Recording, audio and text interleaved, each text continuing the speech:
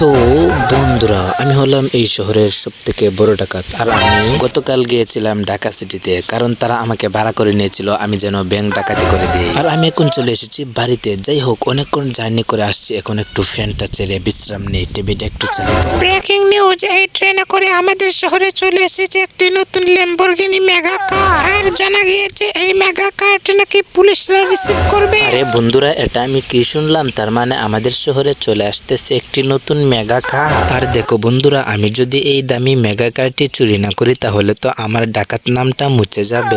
না না, আমাকে এই দামি কারটি চুরি করতেই হবে। আর আমি এখন চলে যাচ্ছি রেল স্টেশনে। আর দেখো বন্ধুরা, ফাইনালি চলেও আসলাম রেল স্টেশনে। আরে এই তো দেখা যাচ্ছে সেই ট্রেনটা। একবার শুধু আসতে দাও আর দেখো আমি কি করি।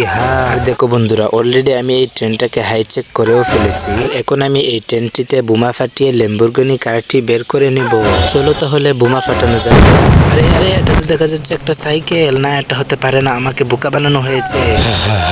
আমরাই তোকে বোকা বানিয়েছি। তোকে গ্রেপ্তার করার জন্যই এই প্লেনটা সাজিয়েছি। আসলে এই ট্রেনে কিছুই ছিল না, আমরা তোকে বোকা বানিয়েছি গ্রেপ্তার করার জন্য। স্যার আমাকে ছেড়ে দিন প্লিজ। স্যার, আমি আর কখনোই ডাকাতি করবো না। স্যার, আমাকে ছেড়ে দিন প্লিজ। আমাদের গালি জয়তা না, আমাদের কেন জয়তা না।